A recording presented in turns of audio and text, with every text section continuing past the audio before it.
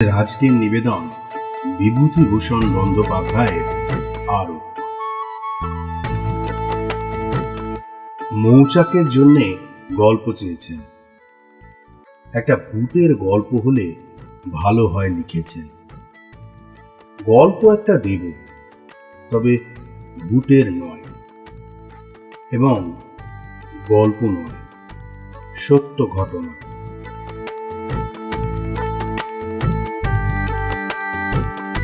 লাহোর মিউজিয়ামে যখন চাকরি করতাম, সে সময় লাহোরের বিখ্যাত দেশবন্ধু কাগজের সম্পাদক বিনায়ক দত্ত সিং মহাশয়ের সঙ্গে আমার যথেষ্ট আলাপ হয়। মিস্টার সিং প্রাচীন সম্ভ্রান্ত বংশের সন্তান।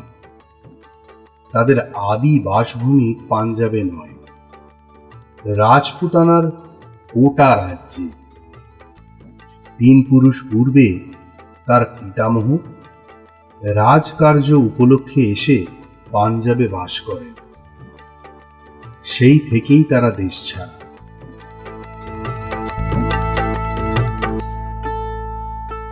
সন্ধ্যার পর তার বৈঠকখানায় গিয়ে বসতাম এবং দেওয়ালে টাঙানো পুরনো আমলের বর্ম, কুঠার, পতাকা, বল্লম প্রভৃতি রাজপুতের যুদ্ধাস্ত্র সম্বন্ধে নানা ইতিহাস ও আলোচনা শুনতে বড় ভালো লাগত। রাজপুতানার, বিশেষ করে কোটা রাজ্যের ইতিহাস সম্বন্ধে মিস্টার সিং এর জ্ঞান খুবই গভীর। কিন্তু এ সকল কথা নয়, আমি একটা আশ্চর্য ঘটনা বলব। মিস্টার বিনায়ক দত্ত সিং এর মতো সম্ভ্রান্ত ও শিক্ষিত লোকের মুখে না শুনলে আমিও এ কাহিনী হেসে উড়িয়ে দিতাম। একদিন শীতকালে সন্ধ্যার পরে আমি মিস্টার সিং এর বৈঠকখানায় গিয়ে বসেছি। ভীষণ শীত সেদিন। দুপেয়ালা গরম চা পানের পর তাওয়ার ভালো তামাক টানছি।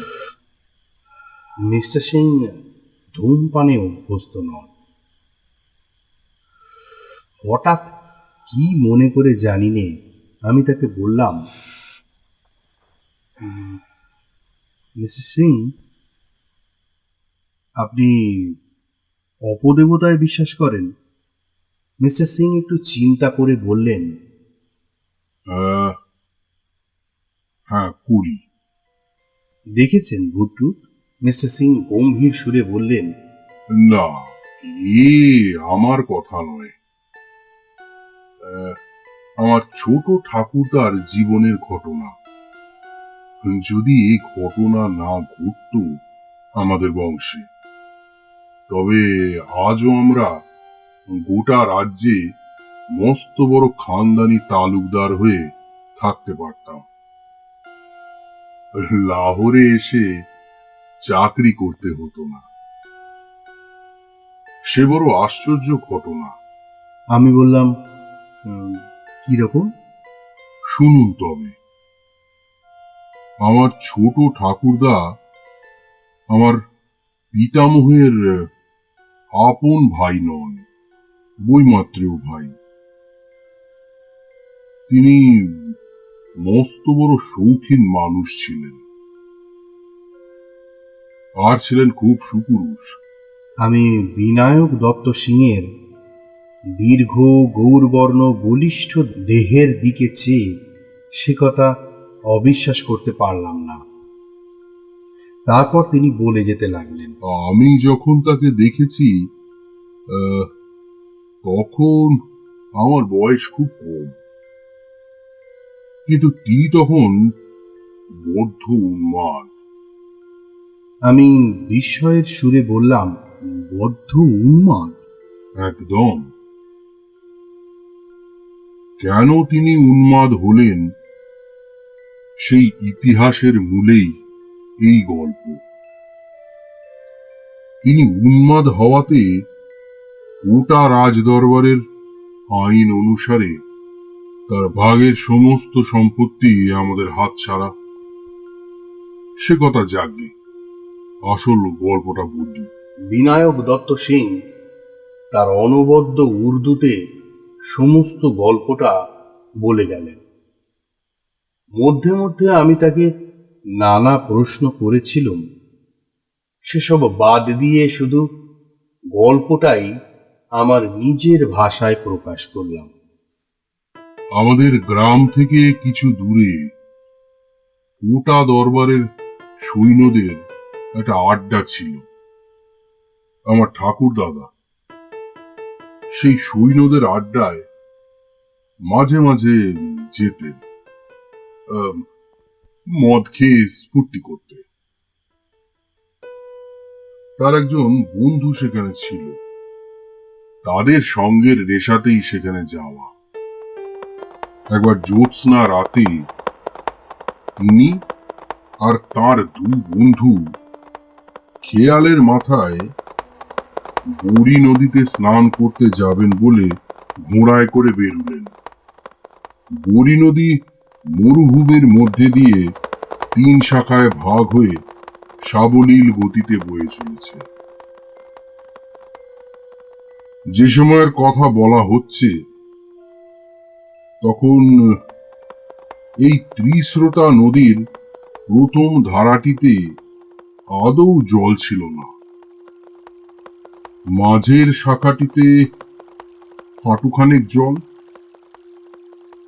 তারপর মাইলটাক বিস্তৃত চড়া, তার ওপারে আসল ধারা, অনেকখানি জল তাতে।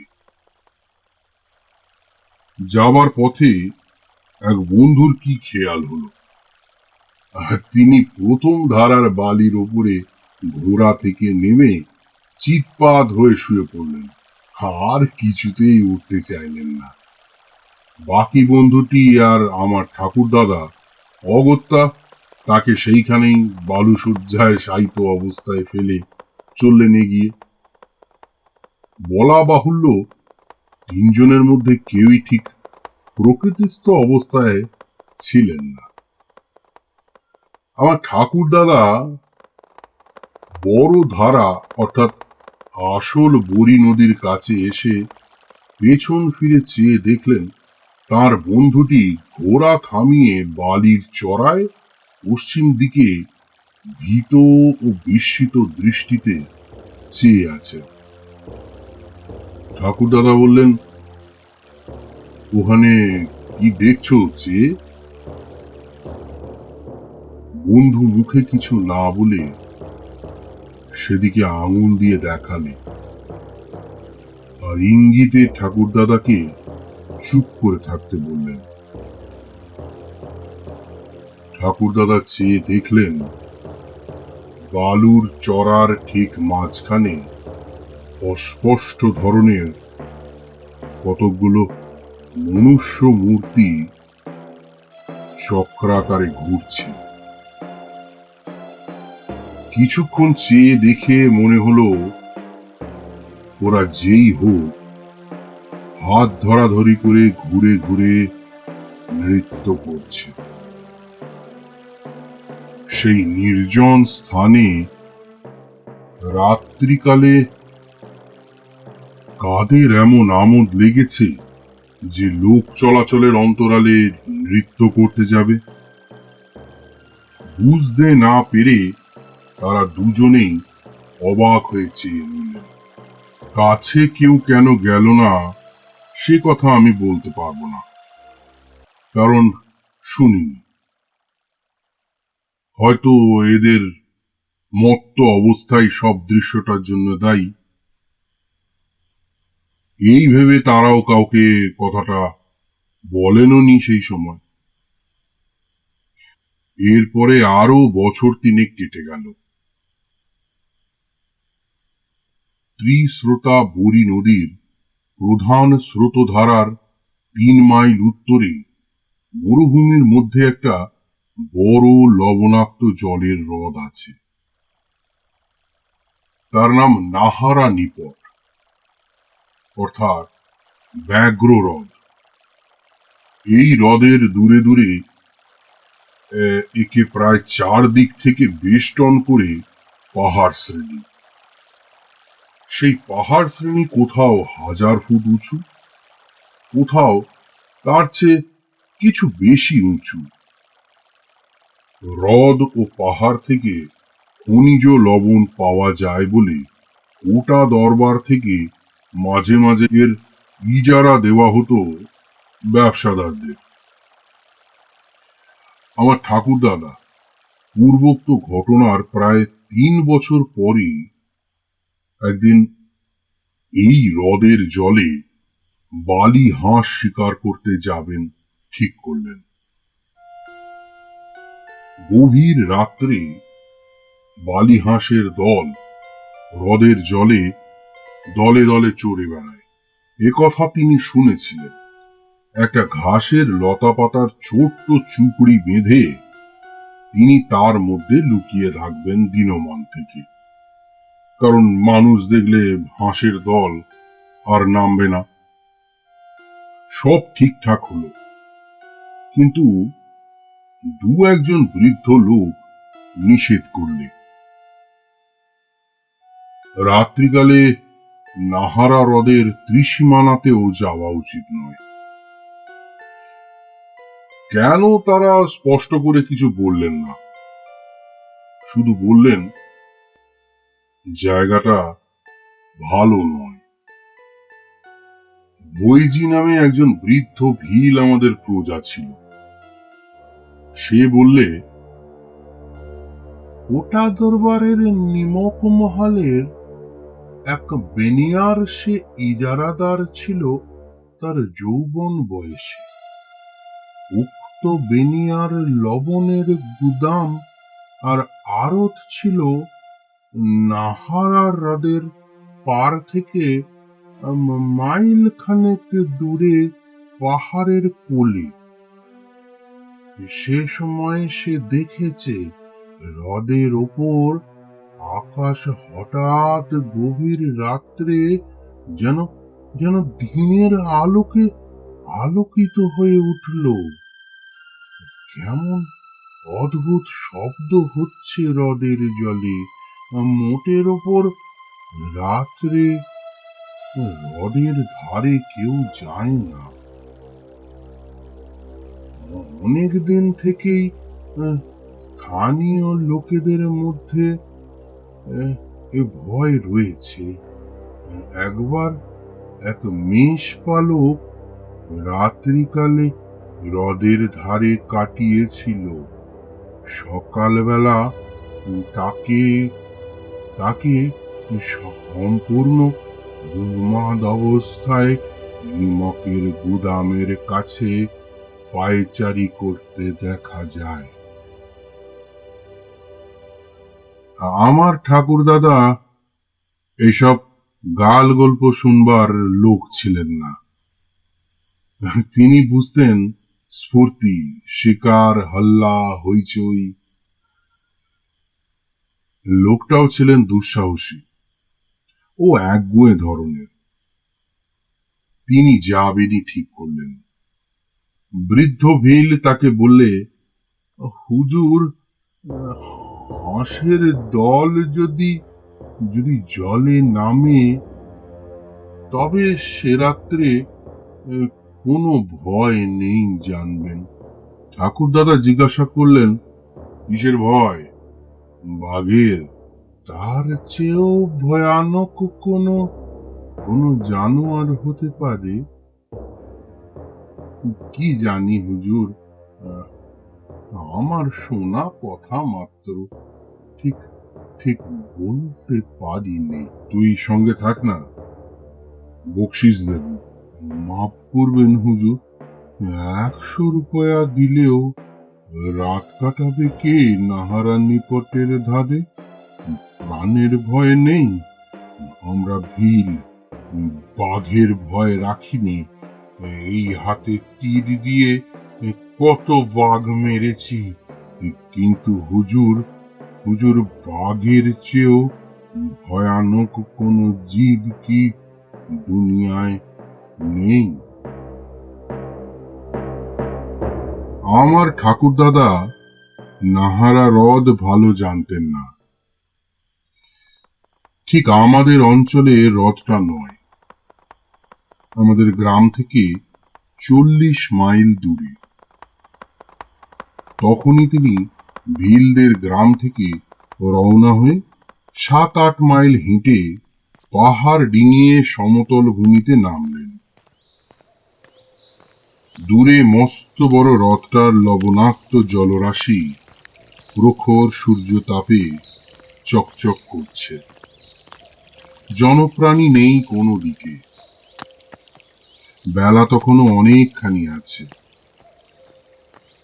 এমন সময় ঠাকুরদাদা হ্রদের ধারে পৌঁছে গেলেন এবং নলখাগড়া ও শুকনো ঘাস দিয়ে সামান্য একটু আবরণ মতো তৈরি করে নিলেন জলের ধারে, যার আড়ালে তিনি বন্দুক নিয়ে লুকিয়ে থাকতে পারেন। হাঁসের দল টের না পায়। সন্ধ্যা উত্তীর্ণ হয়ে গেল।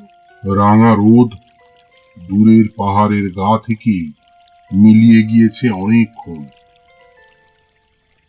সুন্দর চাঁদ উঠল পূবের পাহাড় ডিঙিয়ে। কৃষ্ণপক্ষের আঁধার রাত্রি। একদল সবুজ বনটিয়া জলের ধারে নেমে আবার উড়ে গেল। নির্জন নিস্তব্ধ মরুভূমি আর হ্রদ। 2 দণ্ড পরে জ্যোৎস্না ফুটে উঠল হ্রদের বুকে। ধবধবে জ্যোৎস্না, কৃষ্ণা দ্বিতীয়া। 2 দিন মাত্র আগে হেমন্ত পূর্ণিমা চলে গিয়েছে। যত রাত বাড়ে তত শীত নামে। শীতের মুখে বালি হাঁস আসবার সময়, কিন্তু কই একটা হাঁসও আজ নামছে না কেন? বৃদ্ধ ভিলের কথা মনে পড়ল ঠাকুরদার। হুজুর, হাঁসের দল যদি জলে নামে তবে সে রাত্রে কোনো ভয় নেই জানবেন। যদি না নামে তবে কিসের বিপদ? বাঘ জল খেতে আসে পাহাড় থেকে। রাত্রি ক্রমে গভীর হল। অপূর্ব জ্যোৎস্নালোকে হ্রদের জল মরুভূমির নোনা বালি রহস্যময় হয়ে উঠেছে। কোনো শব্দ নেই কোনো দিকে। ঠাকুরদাদা যথেষ্ট দুঃসাহসী হলেও তার যেন গা ছমছম করে উঠল। জ্যোৎস্নার সে ছন্ন ছাড়া অপার্থিব রূপে তিনি চামড়ার বোতল বের করে কিছু আরক সেবন করলেন। হঠাৎ হ্রদের তীরের পশ্চিমাংশে চেয়ে দেখে তার মন আনন্দে দুলে উঠল। জ্যোৎস্নালোকে ও আকাশের নিচে এক দল বালি হাঁস নামছে। জ্যোৎস্নাপুরে তাদের সাদা দুধের মতো পাখাগুলো কি অদ্ভুত দেখাচ্ছে। দেখতে দেখতে তারা নেমে এসে হ্রদের ধারে বালির চরে বসল। জায়গাটা ঠাকুরদাদার ঝুপড়ি থেকে 200 গজের মধ্যে কিংবা তার চেয়ে কিছু বেশি। এত দূর থেকে বন্দুকের পাল্লা যাবে না, বিশেষ এই জ্যোৎস্না রাত্রে। ঠাকুরদাদা ভাবলেন, শিকারীর পক্ষে ধৈর্যের মতো গুণ আর কিছু নেই। এক দৃষ্টি হাঁসগুলোকে লক্ষ্য করাই ভালো। দেখি ওরা কাছে আসে কিনা, বা আরো হাঁসের দল নামে কিনা। শিকারীর পক্ষে ধৈর্যের মতো গুণ আর কিছু নেই। এক দৃষ্টে হাঁসগুলোকে লক্ষ্য করাই ভালো। কিন্তু পরক্ষণেই ঠাকুরদাদা বিস্ময়ে নিজের চোখ বারবার মুছলেন। কি ব্যাপার? এ কিরকম হাঁস? ঠাকুরদাদা আবার চোখ মুছলেন। আরো খেয়েছি বটে, কিন্তু তাতে জ্ঞান হারা হবার বা চোখে এত ভুল লাগবার কি কারণ আছে এখন? অতঃপর যা ঘটল তা বিশ্বাস করা না করা আপনার ইচ্ছা মিস্টার ব্যানার্জি, কিন্তু এ গল্প আমি বাবার মুখে অনেকবার শুনেছি। আমাদের বংশের ঘটনা, কাজেই আমি আপনাকে মিথ্যা বলছি বানিয়ে অন্তত এটুকু ভাববেন না।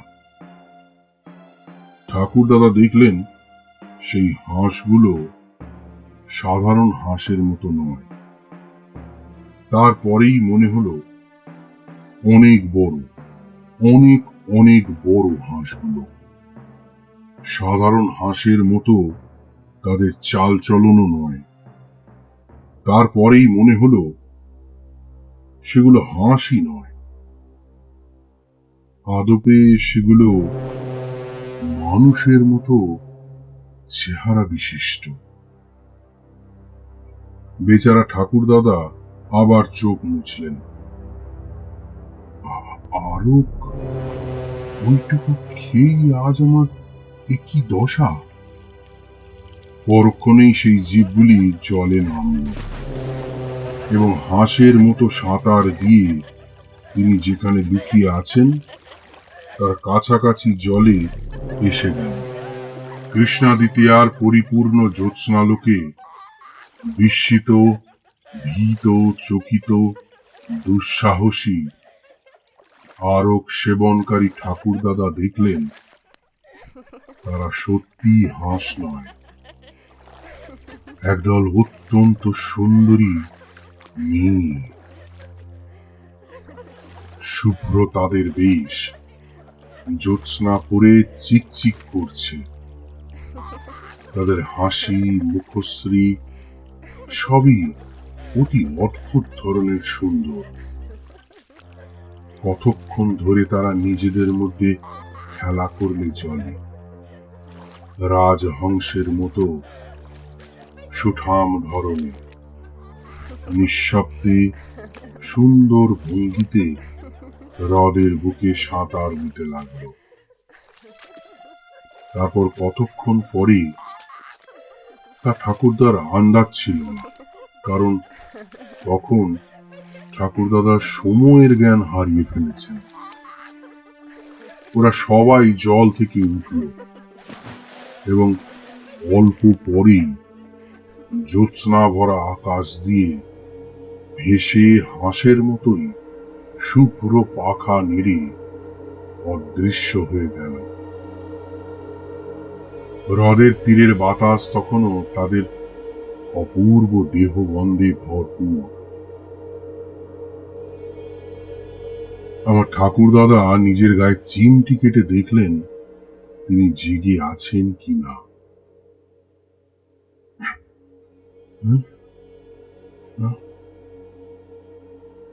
তখন তার আরকের নেশা ছুটে গিয়েছে।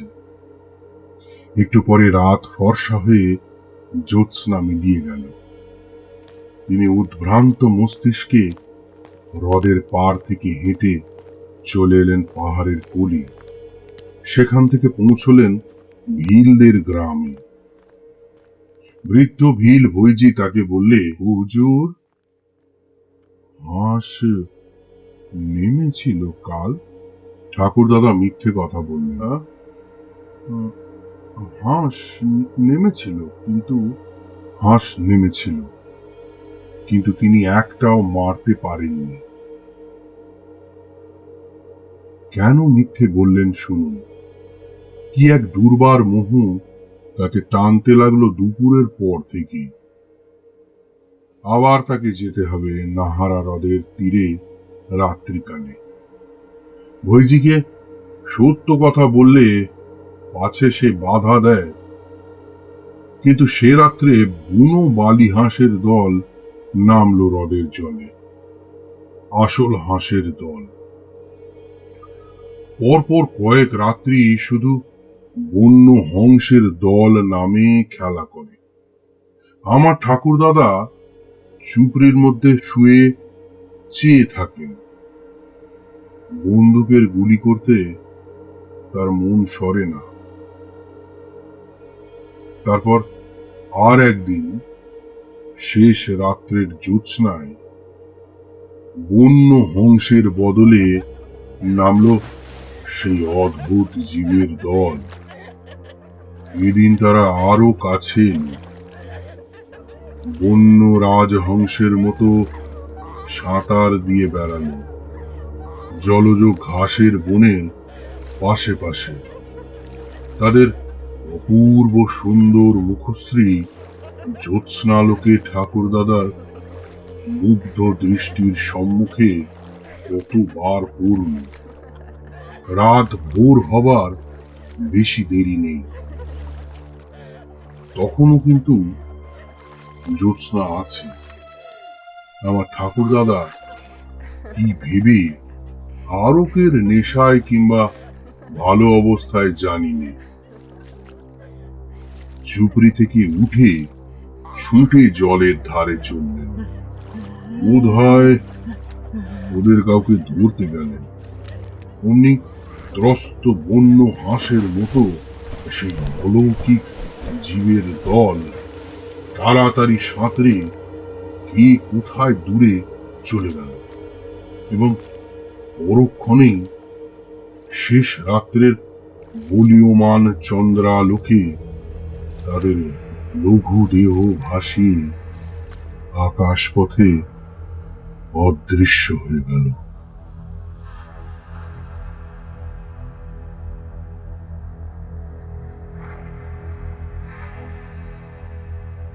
পরদিন দুপুর বেলায় আমার ঠাকুর দাদাকে উন্মাদ অবস্থায় হ্রদের ধারের বালির চড়ায় লক্ষ্যহীনভাবে ঘুরে বেড়াতে দেখে জনৈক জেলে তাকে ভিলদের গ্রামে পৌঁছে দেয়। বৃদ্ধ ভৈজি ঘাড় নেড়ে বললেন, আমি বলেছিলাম হাঁসের দল যেদিন না নামে সেদিন সেদিন বড় ভয়। ঠাকুর দাদা মাঝে মাঝে ভালো হতেন, আবার উন্মাদ হয়ে যেতেন। ভালো অবস্থায় বাড়িতে এ গল্প করেছিলেন। একবার নয়, অনেকবার। মৃত্যুর প্রায় 10 বছর আগে থেকে তার মোটেই ভালো অবস্থা ছিল না। বদ্ধ উন্মাদ অবস্থায় তার মৃত্যু ঘটে। বিনায়ক দত্ত সিং গল্প শেষ করলেন। আমি বললাম, হ্যাঁ, খুব অদ্ভুত ঘটনা। তবে মিস্টার সিং বললেন, তবে বিংশ শতাব্দীতে বিশ্বাস করা শক্ত, সে আমিও জানি। আমাদের দেশের সকলে বিশ্বাস করে না। এ আজ 50 বছর আগেকার ঘটনা বলছি। কেউ বলে ঠাকুর দাদার অতিরিক্ত আরক সেবনের ফলে ওইসব চোখের ভুল দেখা। বন্য হংসীকে ভেবেছেন আকাশপুরী। আবার কেউ বলে না, আকাশপুরী দেখলেই লোকে পাগল হয়। সেই বৃদ্ধ ভিল ভৈজি সেই কথাই বলতো। কি করে বলবো কোনটা সত্যি কোনটা মিথ্যে? তখন আমার জন্মই হয়নি।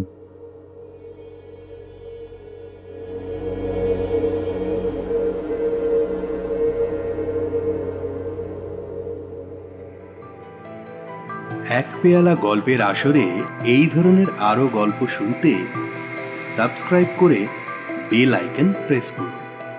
আর হ্যাঁ, লাইক ও শেয়ার করে কমেন্ট করতে ভুলবেন না।